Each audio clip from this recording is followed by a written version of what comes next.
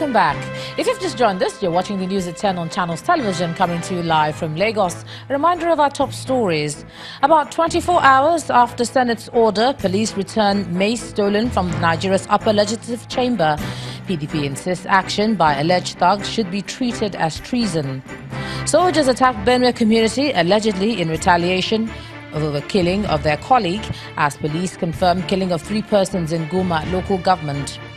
Presidency clarifies President Buhari's statement, accusing some Nigerian youths of not wanting to do anything, as criticism trails comment made in London. And Queen Elizabeth addresses leaders of the Commonwealth, asks them to allow Prince Charles to succeed her as head of the group.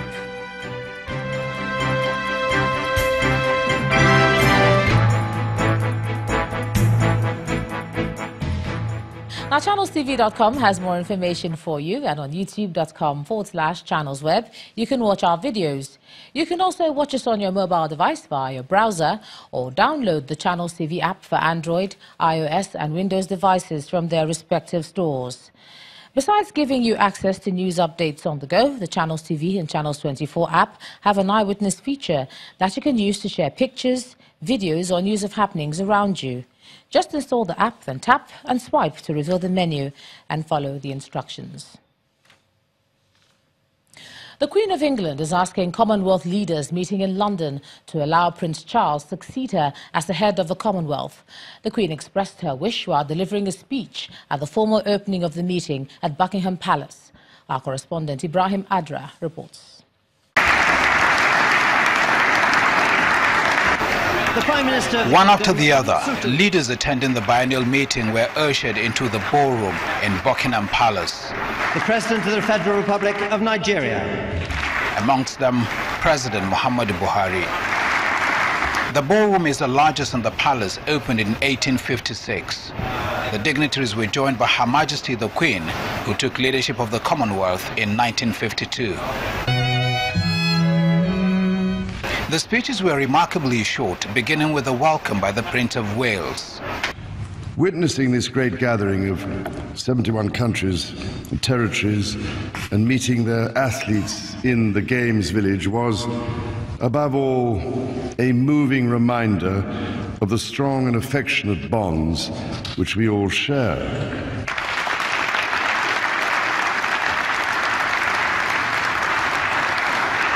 The Queen, while declaring the meeting open, said it's been a great pleasure to see the growth of an association she has led since she was 21 and began with only 8 nations. It is my sincere wish that the Commonwealth will continue to offer stability and continuity for future generations, and will decide that one day the Prince of Wales should carry on the important work started by my father in 1949.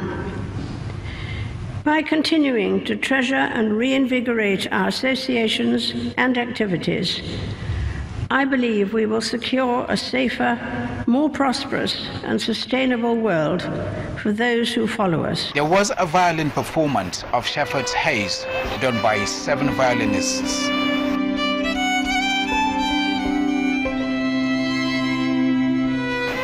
Then brief remarks from 2 young people whose projects have impacted on the lives of many in their homelands. We also work.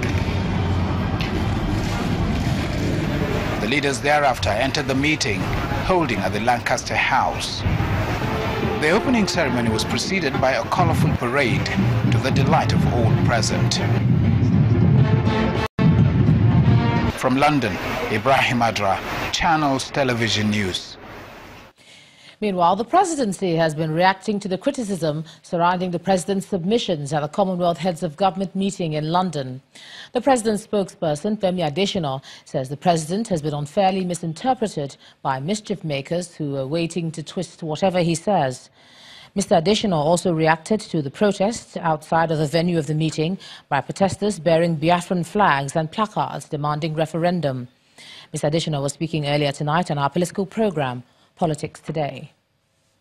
You know, there are some people that are just lying in wait for Mr. President to say A and they will say, oh, it is B, he said. Some people will say, oh, he said D. They just want to twist whatever he says. So it's not very surprising that they have done that to what he said at the Commonwealth Business Forum yesterday. If you look at Mr. President's words, his statement, in no place did he say Nigerian youths were lazy. That word lazy did not feature at all. It's an attempt at the marketing, but that attempt will not succeed because Mr. President has a solid profile. Those who believe in him resolutely. So it's just an attempt at the marketing, but that attempt is bound to fail. Well, that will not be the first time that is happening in London with the president visiting. I think in the past 2-3 visits they had done that, and in a democracy there's a place for that. So it doesn't, Mr. President is not disturbed by it. It's within their democratic rights to do that. When they take to the streets and begin to protest like that, it's not the best way to get the president's attention. Rather, they should codify whatever they want, put it on paper, and send. That will be more effective than just carrying placards in the streets.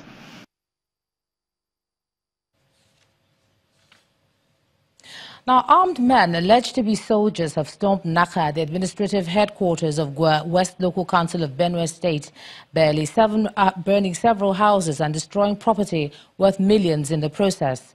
Channels Television learned that the soldiers had gone in search of one of their colleagues in the town, believed to have been killed on Wednesday, after some youths assumed he was an imposter without a valid means of identification.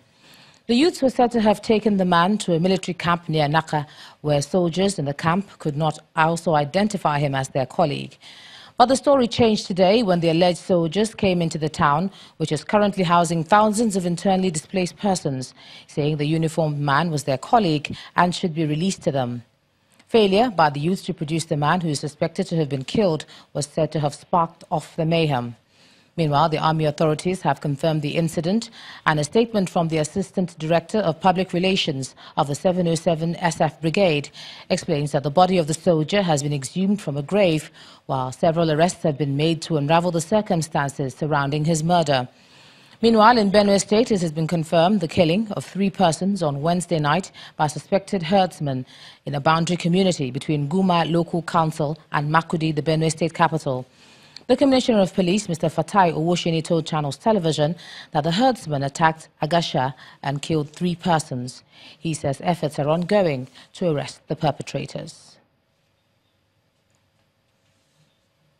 Meanwhile, Nobel laureate Professor Wole Soyinka is again calling for an end to the continued attacks by suspected herdsmen in parts of the country.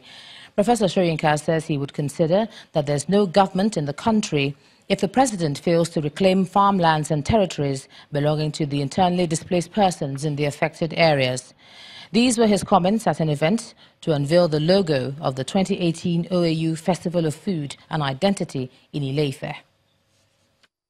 Cannot permit the continuation of the seeming triumph of the gun over the plowshares. Between this annunciation of this festival and the manifestation of the festival itself, we want to see from this government a reversal of the seeming triumph of the gun, arbitrary use of the gun over the plowshare. If that has not taken place, and let us not lie to ourselves, it means we have no government.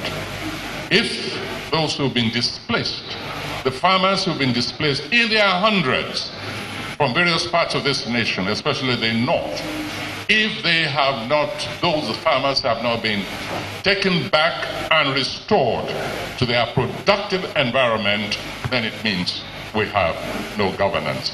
Let us all join hands to beat the sword, the gun, into plowshares. In the meantime, armed men have attacked a commercial bank in Ifaki, Ekiti, local government area of Ekiti State, killing a police officer. The State Police Commissioner, Abdullahi Chafe, who confirmed the attack, said the efforts are on to track the perpetrators. The robbery attack comes barely 2 weeks after 5 commercial banks were robbed in Offa, Kwara State. The police say about 30 people were killed in the attack, while some suspects have already been arrested. Well, from there, let's hand over then to Abuja, and here's Linda Akigbe. Hey, Linda. Hello, Ijoma. Welcome to the nation's capital. And we begin with the judiciary.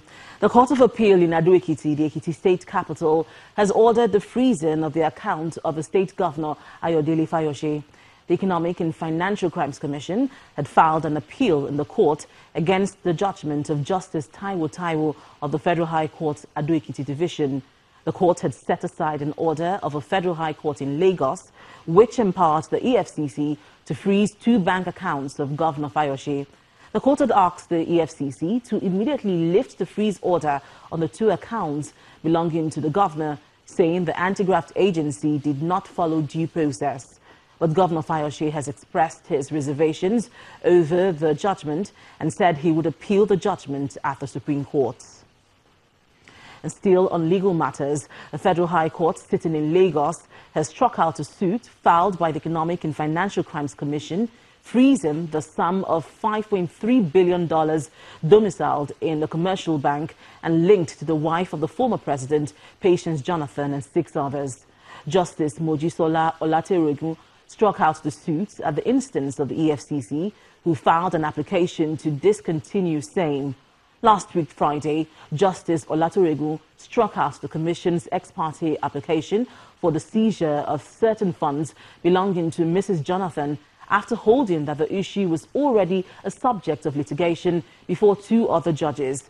The judge also criticized the EFCC for engaging in forum shopping by filing multiple suits on the seizure of the funds, one with a total of $8.4 billion and another for 7.35 billion naira. The court, presided by Justice Mojisola Olaterogun, had sometime in December 2016, while granting EFCC's ex parte application, ordered that the account be frozen pending the conclusion of the investigation on the monies. Still on the judiciary, the first prosecution witness in the ongoing trial in the alleged murder of Bilyamin Bello has narrated the incidents preceding the alleged murder to the FCT High Court in Jabi. Mr. Ibrahim Mohammed, a businessman and friend of the deceased, told the court that the accused, Miriam Sanda, attempted to stab the deceased multiple times on the 9th of November the 18th, 2017. The witness told the court that Miriam Sanda threatened on numerous occasions to cut off the manhood of the deceased unless she was divorced that night. He said he was with the deceased from around 3 p.m. on November the 18th to around 1 a.m. on November the 19th.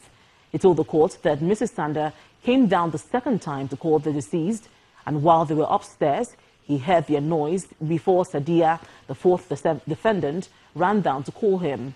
The trial judge, Justice Yusuf Halilu, upon the conclusion of the evidence of the witness and based on consensus of parties, adjourned the case to May 15 and 16 for continuation of hearing. And when the news at 10 returns, global financial institutions rally support for Nigeria's development bank establishment with a total $70 million commitment from the EIB and AFDB. That's in business news. Please stay with us.